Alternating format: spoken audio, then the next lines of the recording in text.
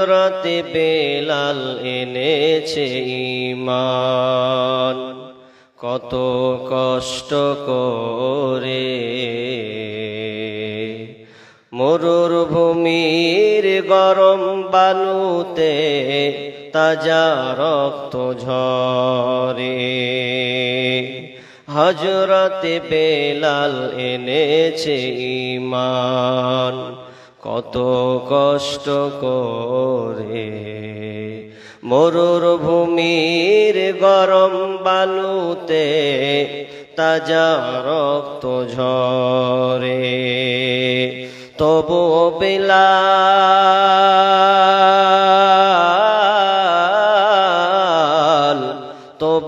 বেলাল ছাড়েনি ঈমান, পড়ে লা ইলাহা ইল্লাল্লাহ। দেখো কেমন ঈমান এনেছে আমার নবীর সাহাবারা, সেই যুগের সাহাবারা।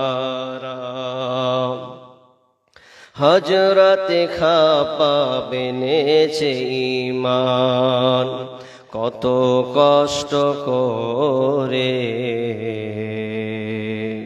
হযরতে খাব্বাব এনেছে ঈমান, কত কষ্ট করে কাফেরেরা পাথর মেরে বুকে আঘাত করে।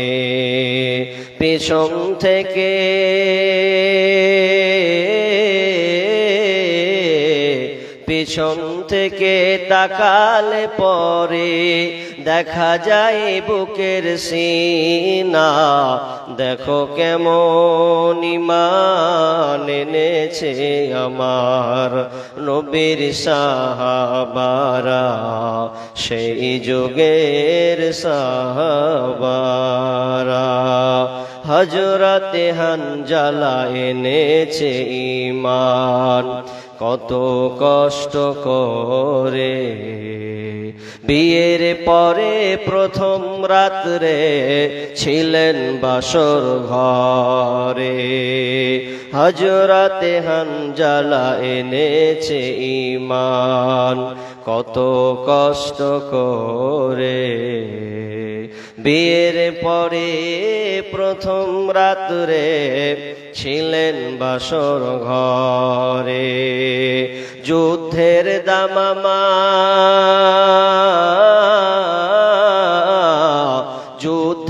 দামামা উঠল বেজে, হলো না ফরজ গোসল করা।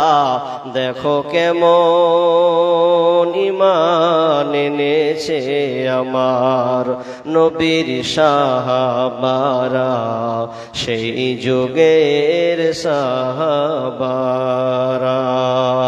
হযরতে আলী নবীর জামাতা থাকেন কুফা শহরে। ফজরের নামাজ পড়ব বলে এলেন আল্লাহর ঘরে। হযরতে আলী নবীর জামাতা ছিলেন কুফা শহরে। ফজরের নামাজ পড়ব বলে এলেন আল্লাহর ঘরে।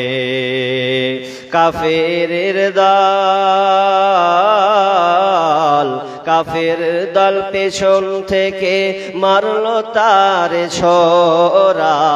দেখো কেমন ঈমান এনেছে আমার নবীর সাহাবারা, সেই যুগের সাহাবারা। দেখো কেমন ঈমান এনেছে আমার নবীর সাহাবারা, সেই যুগের সাহাবারা, সেই যুগের সাহাবারা।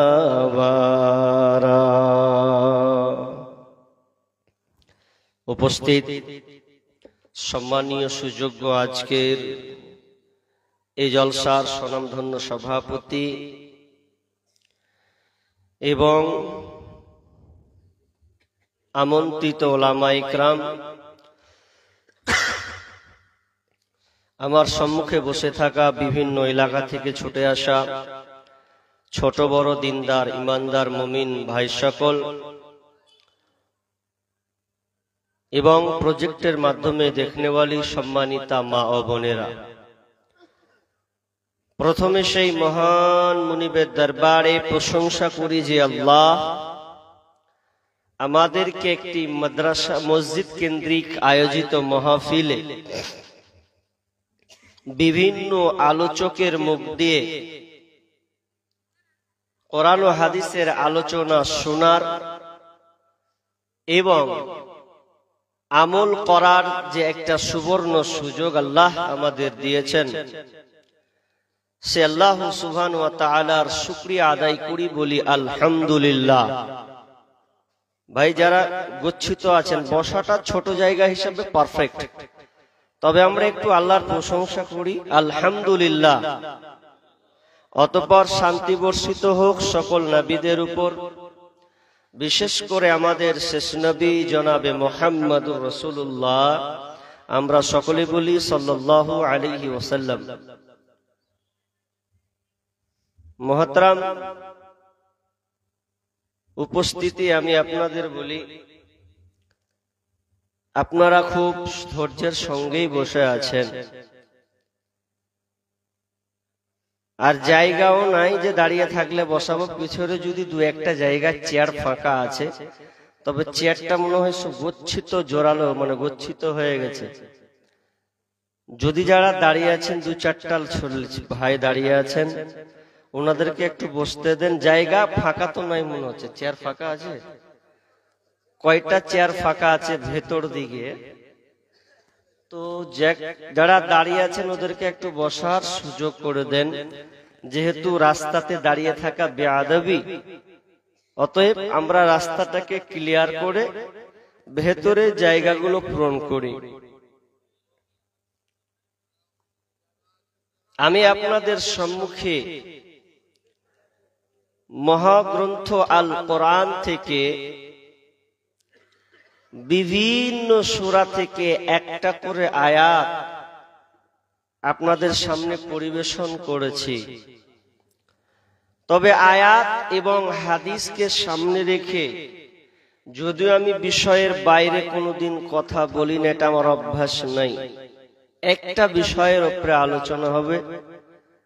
তার আগে একটু কথা বলি, আমরা আজকে বর্তমানে জলসাগুলো দিই, মসজিদের কেন্দ্রে হোক কিংবা মাদ্রাসা কেন্দ্রিক হোক, কবরস্থান হোক, বিভিন্ন নাম দিয়ে আমরা প্রোগ্রামগুলো করি। তবে দুঃখের বিষয়, একদিকে নেকি অর্জন হয়, একদিকে গুনাহও আমরা কামিয়ে ফেলি। এটা সবচাইতে বড় দুর্ভাগ্যের ব্যাপার, খুবই লজ্জাজনক একটা বিষয়। কেন? আপনারা এখানে আলোচনা শুনতে বসেছেন, অনেক ভাই মুরব্বী বাপজি বসেছেন, কিন্তু আমি যখন আসি এ রাস্তা দিয়ে, তখন জলসার নামে মেলাগুলোকে আমরা পারমিশন হিসাবে বসতে দিই। জানি না আপনারা এখানে পারমিশন দিয়েছেন কিনা। বিভিন্ন এলাকায় পারমিশন দেওয়া হয়, তারপরে বসা হয়।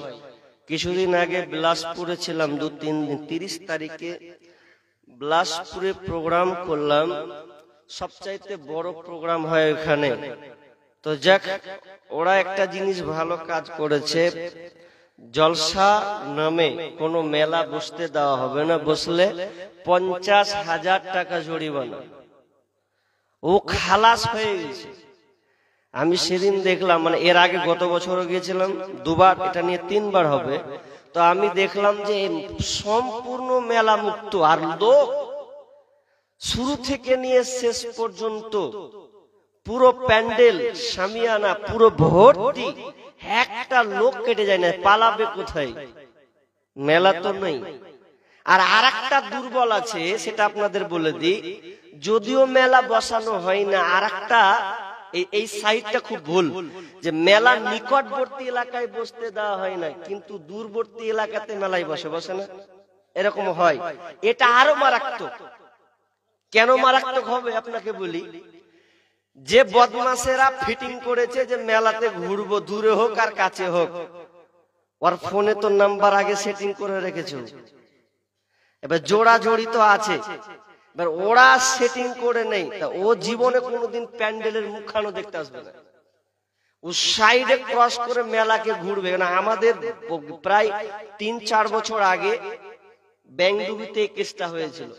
জালসা একদিকে তো মেলা আর একদিকে, মানে আরো 2-3 কিলোমিটার দূরে আছে। এবার ওখানে মেলা চলছে আর এদিকে জালসাতে লোক কম, আর এদিকে পাঁপড় আর ফুচকা চলছে ওইদিকে। ওই দিয়েও কোনো উন্নতি হবে না।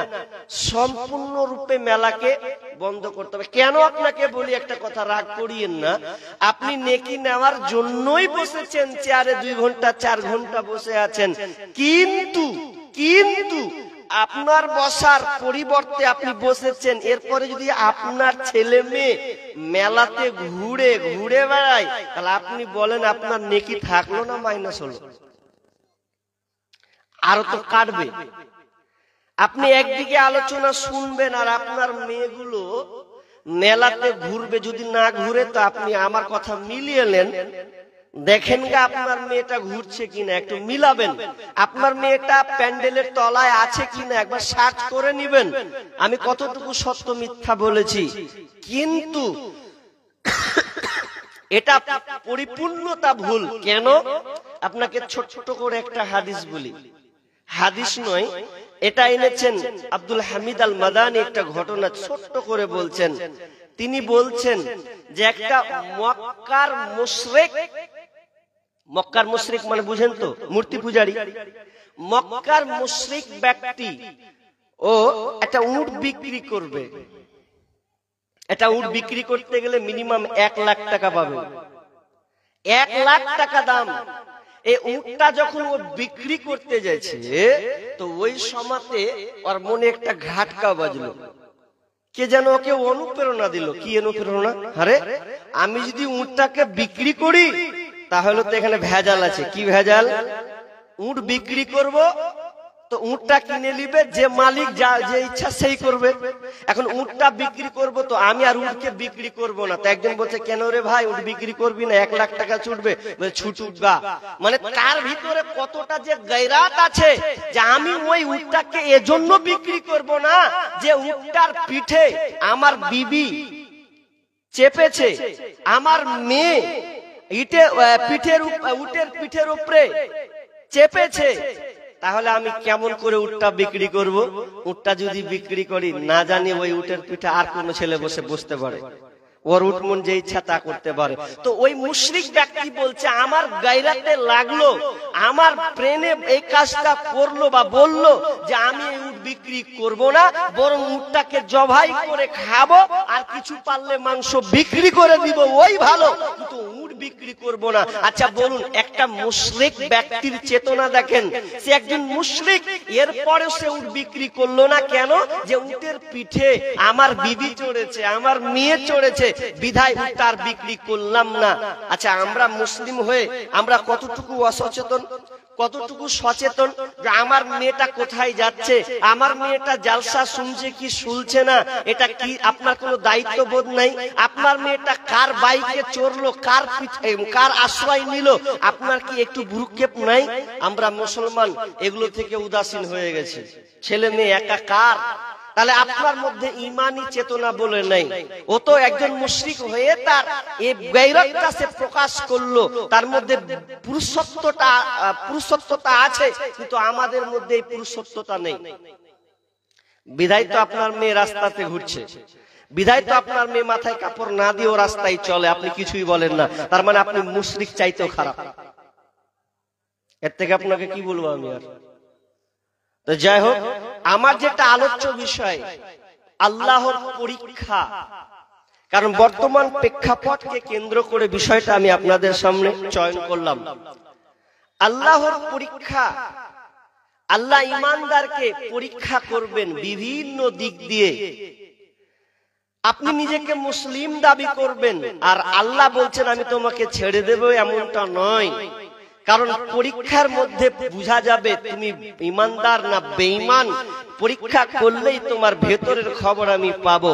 যেমন আপনি বাজারে গেলে একটা যদি হাঁড়ি কিনতে চান, যদি আপনি একটা কাপড় কিনতে যান, একটা কাপড়কে ভালো করে খুলেলেন, কোথাও ফুটা আছে না ছিঁড়া আছে, নচেত নেওয়া যাবে না। ভালো করে মালটাকে নেওয়ার পরে আপনি ব্যাগে ভরে বাড়ি চলে আসেন। আল্লাহ বলছেন আমিও সেই রকম। তুমি যে মুসলিম বলছো, ইমানদার বলছো, তো আমিও আল্লাহ তোমাকে পরীক্ষা করব। পরীক্ষা ছাড়া তোমার গতি নাই। সূরা আনকাবুত খোলেন, আল্লাহ কি বলছেন তাহলে আপনি স্পষ্ট হয়ে যাবেন। বিসমিল্লাহির রহমানির রহিম। আহসিবান নাসু আন ইউতরাকু আন ইয়াকুলু আমান্না ওয়া হুম লা ইফতানুন। রব্বুল আলামিন বলেন আহসিবান নাস, মানুষ কি মনে করে, আহসিবান নাসু আন ইউতরাকু আন ইয়াকুলু আমান্না, এই কথা বলে মনে করে যে আমরা ঈমান এনেছি, আমরা ঈমান এনেছি আল্লাহর উপরে। ওয়া হুম লা ইফতানুন, আর আমি আল্লাহ তোমাদেরকে পরীক্ষা করব না, এমনটা কিন্তু নয়। তোমরা মুখে বলেছো ঈমান এনেছি, আল্লাহ বলছেন আমি তোমাদেরকে পরীক্ষা করব, আর পরীক্ষা করে তোমার ঈমানটাকে আমি যাচাই বাছাই করে নেব, তুমি কেমন ঈমান আল্লাহ সুবহানাহু ওয়া তাআলা বলেন কুল্লু নাফসিন যায়িকাতুল মউত, প্রত্যেক প্রাণীকে মৃত্যুর স্বাদ আস্বাদন করতে হবে, প্রত্যেক প্রাণীকে মরতে হবে, মালাকুল মউতের পাকড়াও তোমাকে খেতে হবে। তুমি মনে রাখো আর না রাখো, তুমি মনে রাখো আর না রাখো, তোমাকে একদিন মরতে হবে।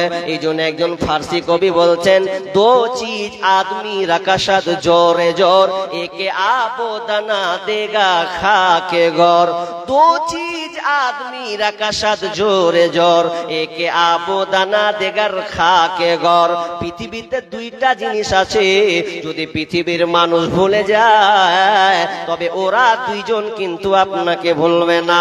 দুইটা জিনিস আপনাকে ভুলবে না, যদি আপনি ভুলেও যান তবু তারা দুইজনে ভুলবে না। নাম্বার ওয়ান, দো চিজ আদমি রাকাশত জোরে জোর, একে আবোদানা, একে আবোদানা। এক নাম্বার হচ্ছে আপনি জন্ম নিয়েছেন, মৃত্যু পর্যন্ত আপনার যে সময় আছে 50 বছর 60 বছর, এই সময় সীমার মধ্যে আপনি কতটুকু খাবেন, কতটুকু আল্লাহ আপনার আহার লিখে রেখেছে, কয় কিলো চাল আপনার জন্য লেখা আছে, কয় কিলো আপনি কন্টেল ভাত খাবেন লেখা আছে, কয় কন্টেল আপনি খাবার খাবে এগুলো লেখা আছে। আপনি যদি ভুলেও যান আপনি না খেয়ে কোনোদিন মারা যাবেন না, এগুলো আল্লাহ লিপিবদ্ধ করেছেন। তার মানে কবি বলতে চাচ্ছেন যে আপনি যতটুকু আপনি খাবেন না কেন, এটা পরিমাপ অনুযায়ী আপনি খাবেন। এক চুল বেশি খেতে পারবেন না, কমটাও তুমি খেতে পারবে না। তুমি যতই বড় কোটিপতি হও, যতই বড় মুকেশ আম্বানি হও না কিনা, তোমার জন্য খাবার যতটুকু লিপিবদ্ধ করা আছে, তুমি কোটিপতি পয়সাওয়ালা অতটুকুই যেন তোমাকে খেতে হবে। একটা চাল পর্যন্ত তুমি রেখে যাবে না।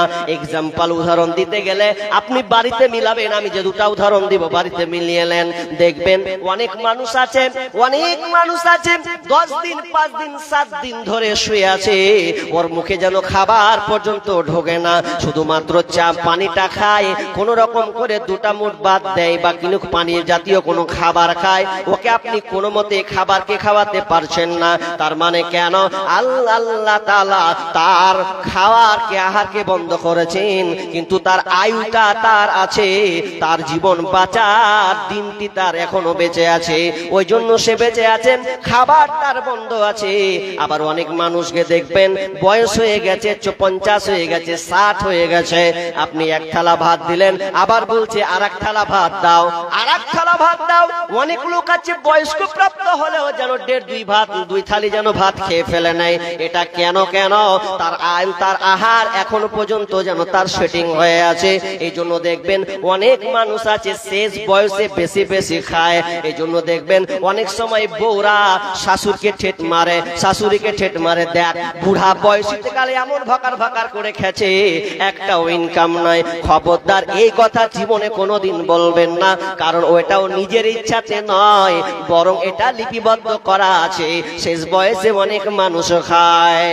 দো চিজ আদমি রাখা সাত জোরে জোর, একে আবু দানা দেগার খা কে গর। আর দ্বিতীয় নম্বর কবি বলতে চাইছেন, তুমি মত বলে ভুলে গেছো, মৃত্যু বলে তুমি ভুলে গেছো, কিন্তু মত তোমাকে কিন্তু ভোলেনি। ওই যখন সময় আসবে, তুমি বাড়িতে থাকো আর ঘাটে থাকো আর গাছে থাকো আর বাজারে মার্কেটে থাকো, যখনই মতের সময় আসবে তখন আর তোমার বাঁচার রাস্তা থাকবে না, তোমার প্রাণ পাখিটাকে নিয়ে চলে যাবে। মরণ পাখি যেদিন সে করবে ডাকা ডাকি, থেমে যাবে জীবন তোমার, বন্ধ হবে আঁখি, থেমে যাবে জীবন তোমার, বন্ধ হবে আঁখি, মত হয়ে যাবে। আমি আপনাকে বলতেছিলাম আল্লাহ রাব্বুল আলামিন বলছেন প্রত্যেক প্রাণীকে মৃত্যুর সাধন গ্রহণ করতে হবে। ওয়া নাবলুকুম বিশ-শাররি ওয়াল খায়রি ফিতনা, এবং আল্লাহ তাআলা এটাও বলে দিলেন আমি তোমাদেরকে ভালো এবং মন্দের দ্বারা পরীক্ষা করব। ভালো দিয়ে মন্দ দিয়ে আমি আল্লাহ তোমাদেরকে পরীক্ষা করব রে। ওয়া ইলাইনা তুরজাউন, এবং তোমাদেরকে আমার কাছে প্রত্যাবর্তন হতে হবে, আমার কাছে তোমাদেরকে ফিরে আসতে হবে। আল্লাহ আমাদেরকে বললেন তোমার ঈমান আমি যাচাই করব, ঈমানকে দেখব তোমার কেমন ঈমান আছে পরীক্ষা করব। এবার কি দিয়ে পরীক্ষা করবে ওটা আপনাদেরকে বলি। নাম্বার 2 কথা কি আয়াত করলাম যে প্রত্যেক প্রাণীকে মরতে হবে। এটা নাস্তিক হও আর বেনাস্তিক হও, বেঈমান হও, ঈমানদার হও, ডাক্তার হও, প্রফেসর হও, ইঞ্জিনিয়ার হও, আলেম হও, যে হোক না কেন মরতেই হবে। শুরু যেখানে তার শেষ সেখানে। এবার আল্লাহ তাআলা দ্বিতীয় লগ্নে বললেন তোমাদেরকে যে আমি পরীক্ষা করব, এটা ভালো হতে পারে মন্দ হতে পারে, তোমাকে কিছু দিয়ে পরীক্ষা করব, আবার কিছু কেড়ে নিব, দিয়ে আমি আল্লাহ তোমাকে পরীক্ষা করব। চলেন পরীক্ষা গেলা কেমন হবে। সূরা বাকারা খুলুন, 155 আয়াত। এই আয়াতটা খুললে আপনি পাবেন আল্লাহ বলছেন আমি 5টা বিষয় নিয়ে তোমাকে পরীক্ষা করব। কটা বললাম ভাই? 5টা জিনিস দিয়ে আমি আল্লাহ তোমাকে পরীক্ষা করব। খুবই ভাইটাল, আপনার মধ্যে অনেক কিছু, এই আলোচনায় আপনি অনেক কিছু পাবেন। 5টা ভাইটাল, 5টা বিষয় নিয়ে আমি আল্লাহ তোমাকে পরীক্ষা করব। আমি চটচট করে বলছি। নাম্বার 1, বিসমিল্লাহির রহমানির রহিম। ওয়ালানাবলুওয়ান্নাকুম বিশাইইন মিনাল খাউফ والجوع ونقص من الأموال والأنفس والثمرات وبشر الصابرين। রব্বুল আলামিন বলছেন ওরে যারা ঈমানদার তোমরা কান করে শুনে নাও, আমি তোমাদেরকে 5টা বিষয়ে 5টা জিনিসের উপরে আমি আল্লাহ তোমাকে পরীক্ষা করব। নাম্বার 1, ঈমানদার তোমাকে আমি 1 নাম্বার দিয়ে যেটা পরীক্ষা করব, মিনাল খাউফ, ভয় দিয়ে আমি আল্লাহ পরীক্ষা করব। তোমার ভেতরে আমি ভয় ভীত সন্তুষ্ট কাজ করবে, তোমাকে দিয়ে আমি ভয় ঢুকিয়ে দেব। ভয়টা কেমন ভয় হবে? মার্ডারের ভয় হতে পারে, তোমার মাল আত্মসাৎ করে ভয় হতে পারে, তোমাকে সরকার দিয়ে তোমার উপরে ভয় ভীত সন্তুষ্ট হতে পারে। আল্লাহ এক কথায় আমাদেরকে বলে দিলেন ও আমার বান্দা, ও আমার ঈমানদারেরা শোনো, আমি আল্লাহ তোমাকে পরীক্ষা করব। 1 নাম্বার তোমাকে ভয় ভীতি দিয়ে পরীক্ষা করব। তুমি যেন বেচৈন হয়ে যেও না, আমাকে যেন ভুলে যেও না। আমি আল্লাহ ভয় করব। সরকার তোমাকে তোমাকে অ্যাটাক করবে, এসআইআর দিয়ে, এনআরসি দিয়ে, বিভিন্ন জিনিস দিয়ে তোমাকে ভয় ভীত সুস্থ কাজ করাবে। কিন্তু আজকে আমরা মুসলমান, আল্লাহ বলেছেন তোমাকে আমি ভয় দিয়ে পরীক্ষা করব। আজকে দেখেন বর্তমানে এসআইআর নিয়ে কত কিছু গুঞ্জন শুরু হয়েছে। কে বলছে থাকতে পাবো না, ভারত থেকে বাংলাদেশ যেতে হবে, না হয় ডিসেল ক্যাম্পে আমাদেরকে ভরবে, খাবার দিবে না, নাগরিকত্ব যেন পাবো না, কোনো কিছুই যেন পাবো না, তা কারাগারে বন্দি করে রাখবে, এতগুলো ভয়। এই জন্য আমি আপনি কি করেছিলাম, শুধু আমার পেপারসটাকে ঠিক করার জন্য, আমার ঠিকানাকে ঠিক করার জন্য, কাগজকে ঠিক করার জন্য কম্পিউটার দোকান ছুটেছে, পঞ্চায়েতে ছুটেছে, বিএলওর কাছে বারবার গেছে। কেন গেছে? যে আমাকে এখান থেকে বাঁচতে হবে, নচেত আমার কিন্তু সম্ভব কিন্তু নয়। কিন্তু ওই চাচাকে আমি প্রশ্ন করি, একদিন আমি মসজিদে আছি, যখন এনআরসি প্রথম যখন ধোকা মারার সময় আমি একজন চাচাকে বললাম, তখন কিন্তু আমি বক্তা জগতে ছিলাম না, মসজিদে থাকতাম। এমন সময় একজন চাচাকে বললাম, চাচা যান, ঠিক আছে আপনার কাগজ ঠিক করুন, ঠিক আছে সবকিছু আপনি প্রচেষ্টা করুন, করতে হবে আপনাকে ভারতে নাগরিক প্রমাণ করতে হবে। কিন্তু শুনেলেন জোহরের যে আজানটা হয়েছে, এই আজানটা একটু যখন হয়ে গেল, চলো নামাজের দিকে যায়, নামাজটা একটু পড়ে নি। চাচা এক কথা উত্তর করছে, ওই ভেদার করতে আসেন, আমি টেনশনে আছি, আমার কাগজ টিলি, আর আপনি আমাকে এদিকে দেখছেন, লাইন দেখেন গা কত বড় লম্বা। এখন লোক আছে 15-20টা লম্বা করে লাইন আছে কম্পিউটার। এখন বলছে চাচা নামাজটা পড়লেন, বলছে মৌলভী সাহেব এদিকে কহেন না, আপনি যান, আপনি ছেড়েলেন, আর কাজ মেলে বাকি। আর আল্লাহ বলছেন, ওরে তোকে আমি ভয় দিব। এটা রাজনৈতিক, আরে নরেন্দ্র মোদী কিনা, নরেন্দ্র মোদী আমরা দোয়া করছি যে আল্লাহ নরেন্দ্র মোদী কখন হটবে। আল্লাহ বলছে হটবে কি, এর থেকে আরো কড়া চাপাবো, মনে করিস না, নরেন্দ্র মোদী থেকে আরো খাতারনাক নেতা বানাবো, আর তোদেরকে সাইজ করবো, আর ইমান তোকে দেখবো কেমন আছে।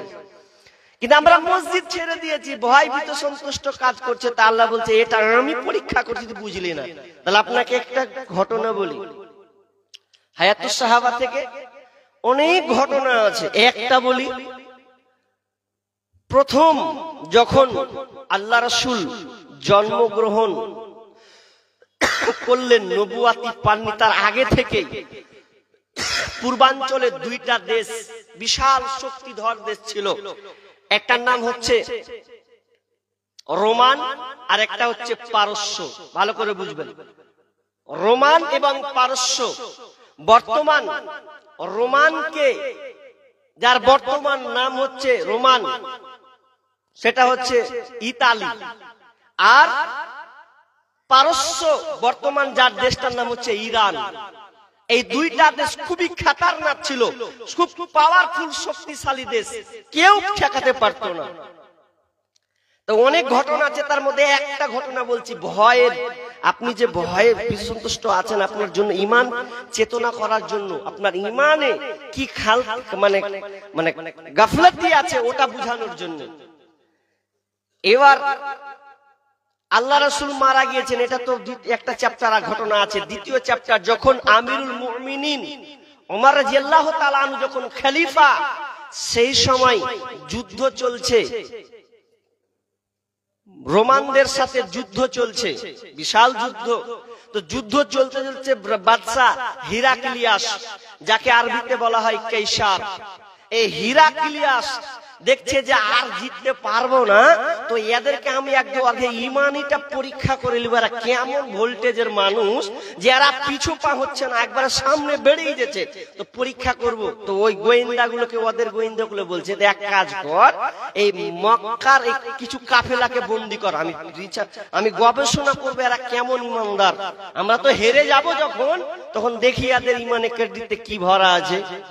এবার রোম সাম্রাজ্য যখন যুদ্ধ চলছে রোমানদের সঙ্গে, হিরাক্লিয়াস বাদশাহ তিনি বললেন, তোমরা এক কাজ করো, মুসলিমদের একটা কাফেলাকে অ্যাটাক করো, নিয়ে তাড়াতাড়ি বন্দি করে ফেলো।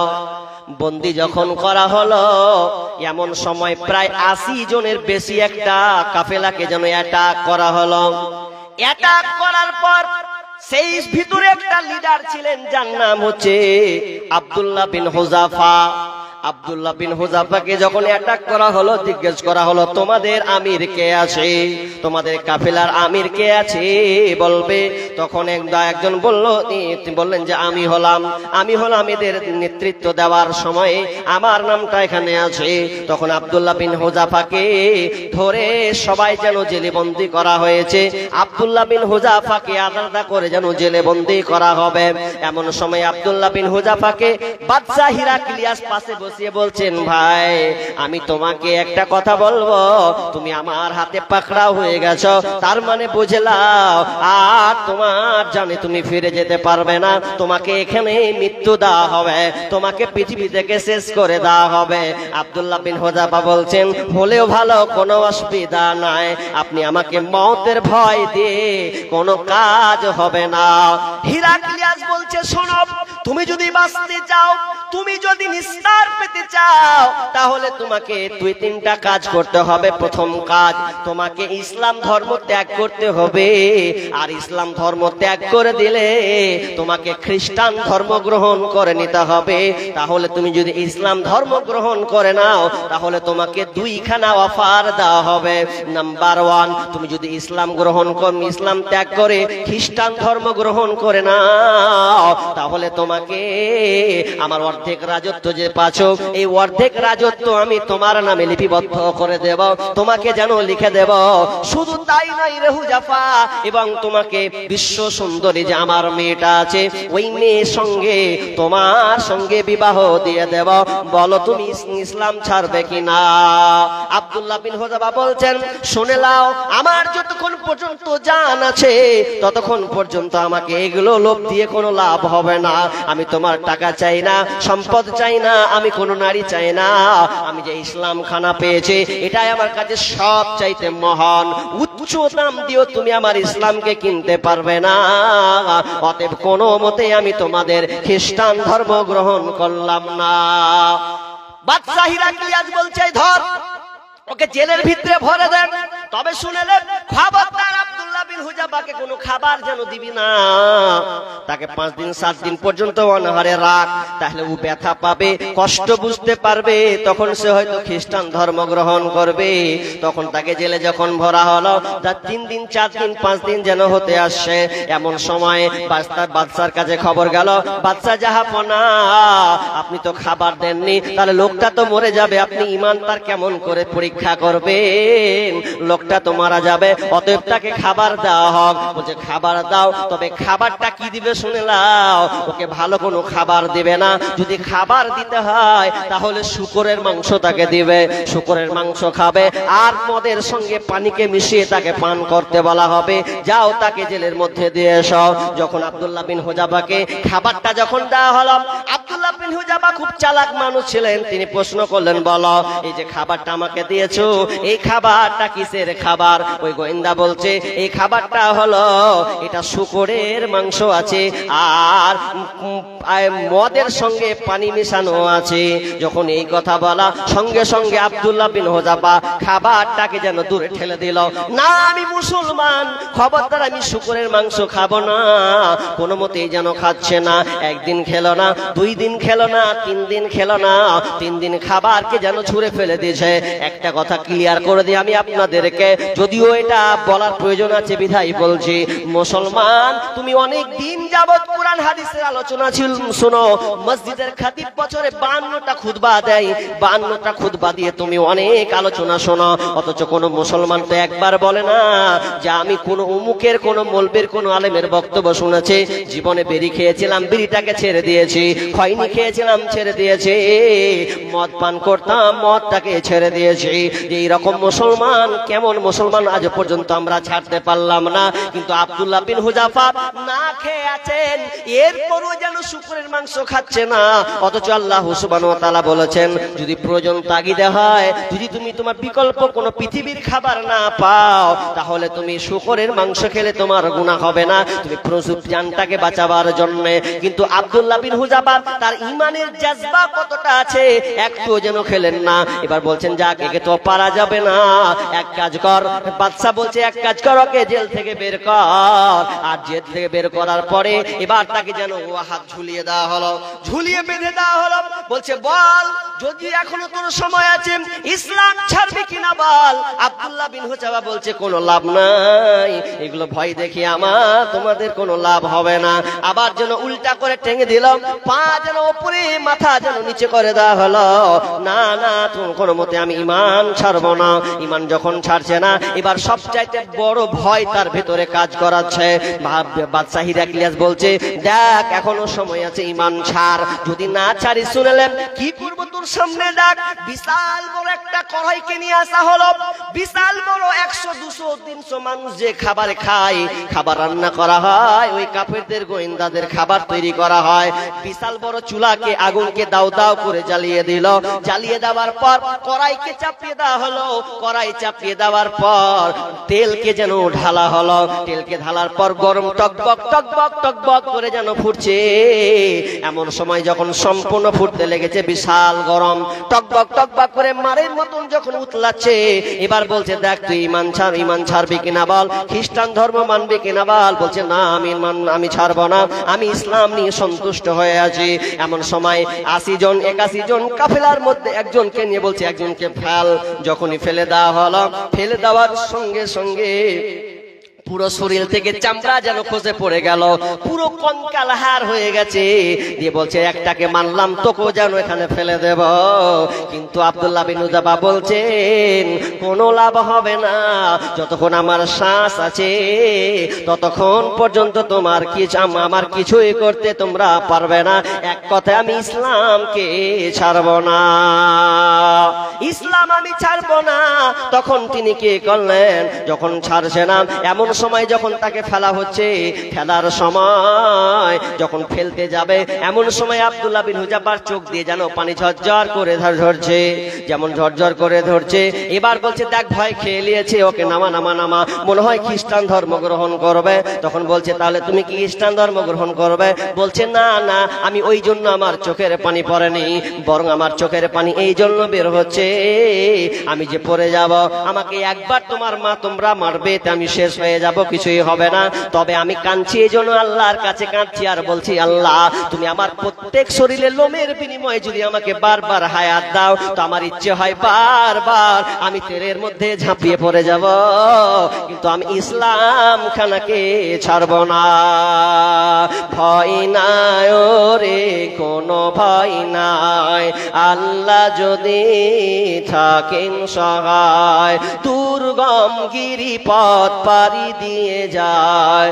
ভয় নাই রে কোনো ভয় নাই, যুগে যুগে ইতিহাসে লেখা দেখা যায়, আল্লাহর পথে যারা কাজ করে যায়। যুগে যুগে ইতিহাসে লেখা দেখা যায়, আল্লাহর পথে যারা কাজ করে যায়, বিনা পরীক্ষায় তাদের পাস নাহি হয়, বিনা পরীক্ষায় তাদের পাস নাহি হয়। ভয় নাই রে কোনো ভয় নাই, আল্লাহ যদি থাকেন সহায়, বাতিলের শক্তি ক্ষয় হয়ে যায়, আল্লাহর শক্তির কোনো ক্ষয় নাই। বাতিলের শক্তি ক্ষয় হয়ে যায়, আল্লাহর শক্তির কোনো ক্ষয় নাই।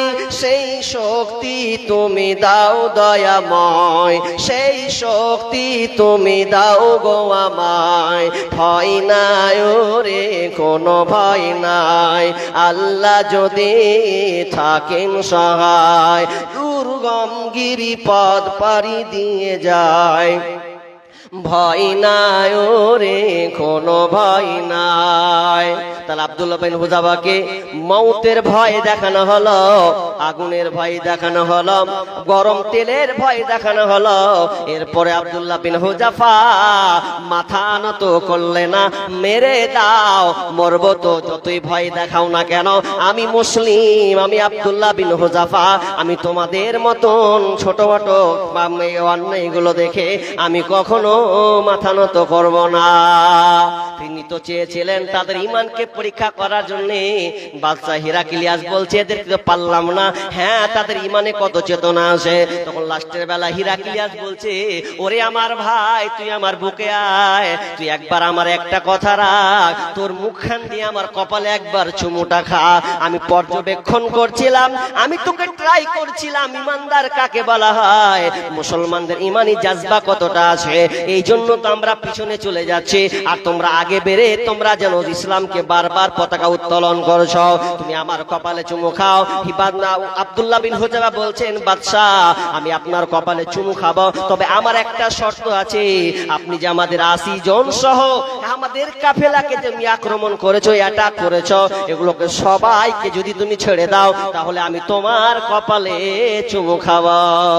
চুমু খেলো। চুমু খাওয়ার পর আব্দুল্লাহ বিন হুযাফাকে সহ তাদের যাত্রী সহ ছেড়ে দেওয়া হলো। আমিরুল মুমিনিন খবর পেলেন, শুনলেন, এত আনন্দিত হলেন, তাহলে ইসলাম বিজয়ের পথে, এবং সবাইকে বললেন, ওরে আমার সঙ্গী সাথীরা, আব্দুল্লাহ বিন হুযাফাকে সবাই যেন তার চুমু খাও, তাকে যেন সবাই চুমু দাও। কি বুঝলেন? কাফের বেঈমান